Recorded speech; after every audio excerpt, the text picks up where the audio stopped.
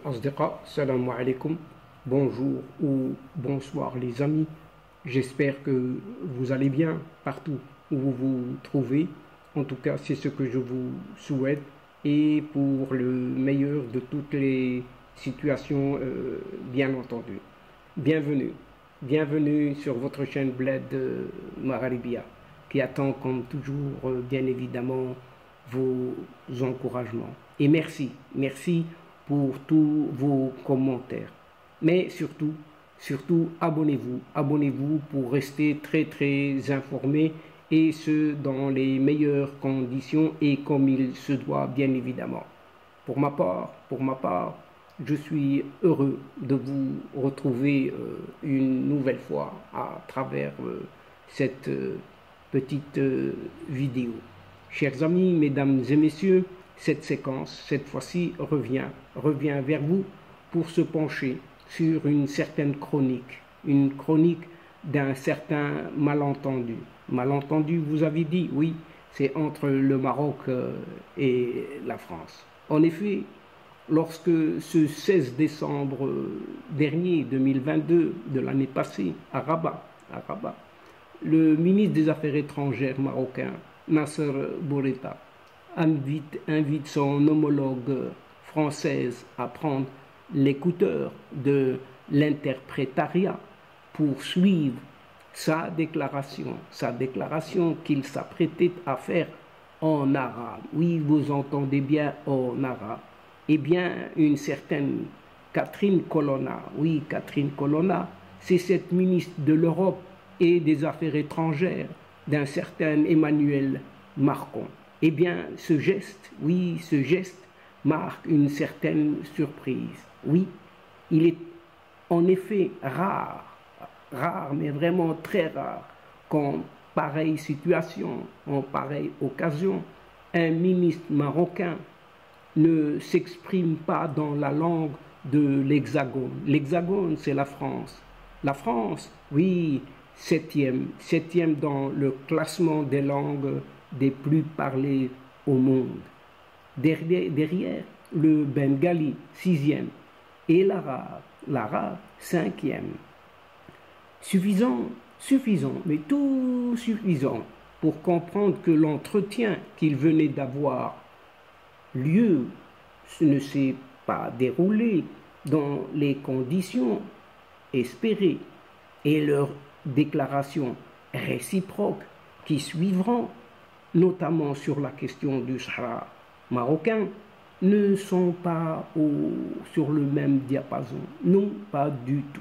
L'annonce de la fin de la crise des visas par laquelle Paris s'est coupé une partie de son bras béatement francophile au sein du royaume marocain n'y changera rien. Mais alors rien que du prévisible. Cette perpétuation de la tension sourde entre les deux capitales, Paris et Rabat, on s'y attendait un tout petit peu. Oui, on s'y attendait.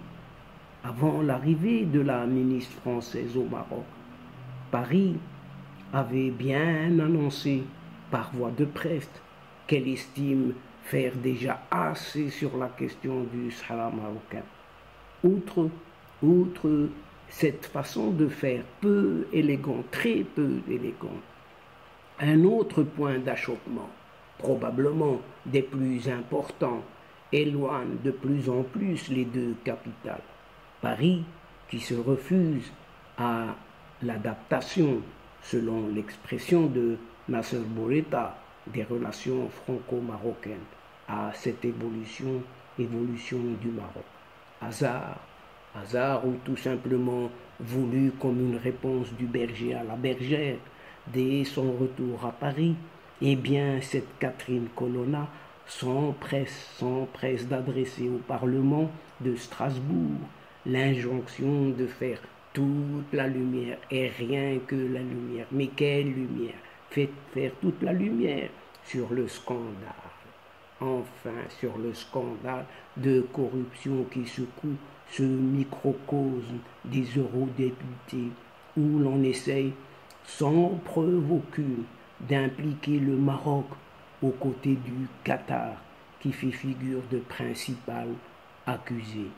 Dans son sillage, le 5 janvier 2023, qui vient de s'écouler, arrive un certain Espagnol, oui, un certain Josep Borrell, haut représentant de l'Union européenne pour les affaires étrangères, qui n'est pas à sa première démonstration de son aversion pour le Maroc. En août 2022, déjà, il s'était fait remarquer par une déclaration depuis Madrid, peu compatible avec celle du gouvernement de son propre pays, oui, l'Espagne, après le passage de la ministre allemande des Affaires étrangères, une certaine Annalena Baerbock, par Rabat. Josep Borrell ne trouvait pas sa position sur le Sahara marocain à son goût, son propre goût. Décidément, ce Josep Borrell, cet Espagnol, demeure dans les pas de cette Catherine Colonna, la française, la française. À cette conférence de presse conjointe, Nasser Bourita, anticipant la déclaration du haut représentant Josep Borrell, avait beau attirer son attention sur le harcèlement et les attaques médiatiques multiples, entre guillemets, qui ciblent le partenariat Maroc-Union européenne, eh bien, Josep Borrell emboîte le pas à la chef de la diplomatie française, Catherine Colonna. La position de l'Union européenne est claire, fanfaronne ce Josep Borrell. Il ne peut y avoir d'impunité pour la corruption.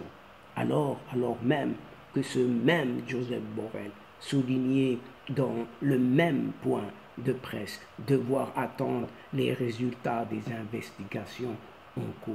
Pourquoi donc Josep Borrell n'a-t-il pas patienté avant de se fondre en déclaration?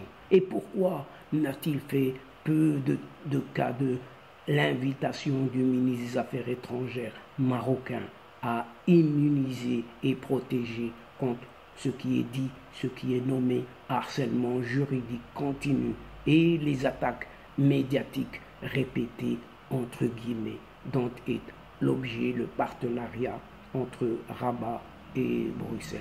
La réponse, la réponse tombe sous le sens même, bien sûr, autant que Paris, ce Josep Borrell pour l'Union européenne est partie prenante de toutes ces attaques. Le reste des déclarations sur le partenariat stratégique et autres relations avancées, dit-on, apparaît dès lors pour ce qu'il est des professions de circonstances, tout simplement.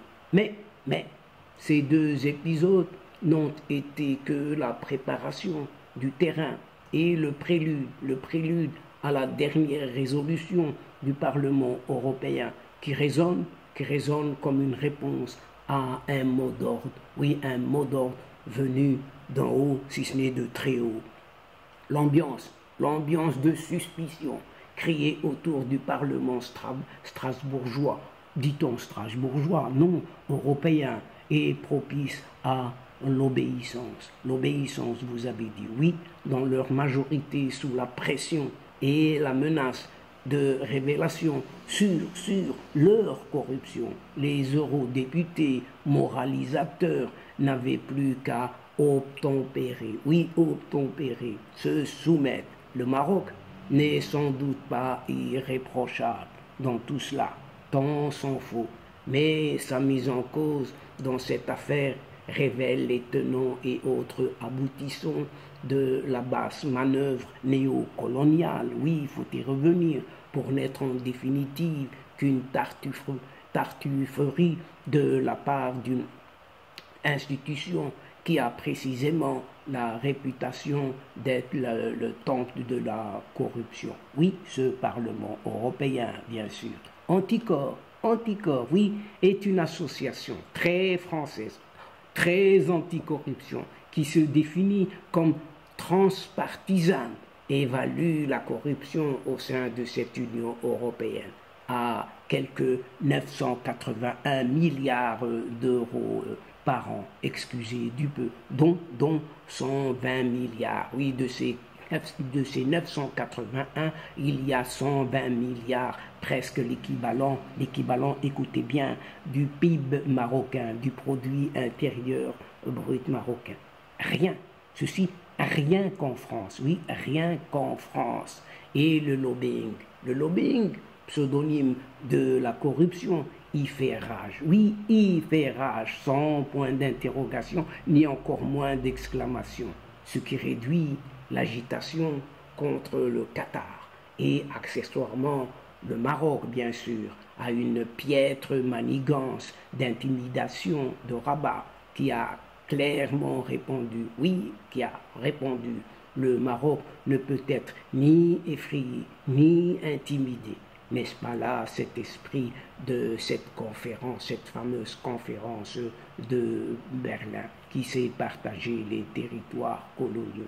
Et dans un éditorial qui remonte au 21 mai 2022, ce n'est pas loin, puant, très puant, oui, ça sent toujours l'odeur, l'esprit prédateur de cette conférence de Berlin, rappelons-nous-en, entre 1884-85 et celle d'Algeciras de 1906, le journal Le Monde lui-même qui laisse transparaître cet agacement européen devant l'adhésion du Maroc aux accords d'Abraham. Écrivait au fait de la crise maroco-espagnole que le moment était venu pour les Européens, entre guillemets, au nom d'une amitié qui doit rester exigeante et de signifier au Maroc que son crédit à l'étranger est entamé, complètement entamé. Un euphémisme, chers amis, suggérant de mettre les Marocains au pas. Croire dans ce contexte, ou même dans l'absolu, que la résolution du Parlement européen résulte de son attachement aux droits de l'homme, reviendrait à se laisser duper par des illusions que rien dans le comportement passé ou actuel des Européens ne corrobore. Non, rien que cela, ce n'est que du vent. Sommes-nous en présence du plan de ralentissement du développement du Maroc prédit par une officine allemande d'études stratégiques? Là est la question. Oui, et là, il y a un point d'interrogation. Il y a un hic. Et la question mérite tout de même d'être posée. Et l'on est fondé de penser que c'est la volonté marocaine d'émancipation et sa force d'exemple pour le continent africain qui sont ciblés ici. Le discours du roi Mohamed VI du 20 avril 2016 à Riyad, où il assumait au sommet des pays du Golfe que tout en restant attaché à la préservation de ses relations stratégiques, le Maroc n'en cherche pas moins à diversifier ses partenariats, tant au niveau géopolitique qu'au plan économique, n'a pas été, malgré son souci d'équilibre, bien reçu, notamment, chers amis, en Europe de l'Ouest, si ce n'est avec la France, bien évidemment. Mais c'est aussi surtout le discours d'Abidjan, oui, en Côte d'Ivoire, 2 années auparavant, le 24 février 2014 exactement, où le souverain marocain a affirmé que l'Afrique n'est plus un terrain acquis ou conquis, pas plus qu'il n'y a de chasse gardée que les Européens n'arrivent visiblement toujours pas à digérer, notamment cette France. Curieusement, c'est à cette époque, toujours février 2014, que contre les bons usages diplomatiques, la police française s'était rendue au domicile d'un certain ambassadeur du Maroc à Paris pour interpeller un certain patron de la Direction générale de la surveillance du territoire, DGST, un certain Abdellatif Hamouchi. Bévue, grosse bévue policière ou message crypté tout simplement à l'intention de Rabat. Là aussi est la question. Et il n'est pas interdit de se la poser ou de croire se la poser donc cette question. Le discours d'Abidjan, théorisant et clarifions l'activisme royal en Afrique, dont le roi M6 visitait itérativement les pays, notamment de l'Afrique de l'Ouest, ne pouvait qu'exaspérer les dépositaires de l'esprit de cette conférence de Berlin. À ne pas oublier cette fameuse conférence, semée dans un terrain favorable, où l'on découvrira à peine un peu plus tard un ras-le-bol de la présence néocoloniale européenne et particulièrement française, oui, d'autant plus insupportable qu'ostentatoire et gloutonne. Le discours de Mohammed VI ne pouvait passer que pour subversif. Comme fut subversif le discours du 9 avril 1947 à Tanger, un autre roi, oui, un autre roi, Mohammed V bien sûr, exigeant la fin cette fois du protectorat et l'avènement de l'indépendance du Maroc. Entre ces deux époques, après d'un siècle d'intervalle, un point commun, un monde en profond bouleversement géostratégique. Oui, oui, c'est ainsi le Maroc d'hier n'est pas celui d'aujourd'hui. C'est pourquoi l'objet de ce malentendu entre le Maroc et la France, et pas que un malentendu entre le Maroc et la France seulement. Il y en a d'autres, et il y en a d'autres. Et beaucoup d'eau coulera encore sous les ponts, chers amis. Et donc, chers amis, mesdames et messieurs de la chaîne, c'est ici, c'est sur ce malentendu justement qui n'en finit pas entre la France et le Maroc que prend fin cette séquence en prenant congé de vous, tout en espérant vous retrouver avec un immense plaisir, bien sûr. Merci beaucoup pour votre fidélité en nous écoutant jusqu'au bout, au bout des séquences, de vos séquences. Mais n'oubliez pas de nous aider mutuellement et de soutenir votre chaîne en vous y abonnant en grande masse afin d'être informé très rapidement, bien sûr. Aussi, chers amis, n'hésitez surtout pas de partager au grand maximum autour de vous vos séquences vidéo et votre chaîne a besoin de vous pour cela. Oui, et pour moi, le moment est arrivé juste pour vous dire au revoir les amis. Al-Asdiqa, salamu alaikum wa rahmatullah wa barakatuh. À la prochaine fois et à bientôt. إلى اللقاء في حصة أخرى إن شاء الله مع السلامة.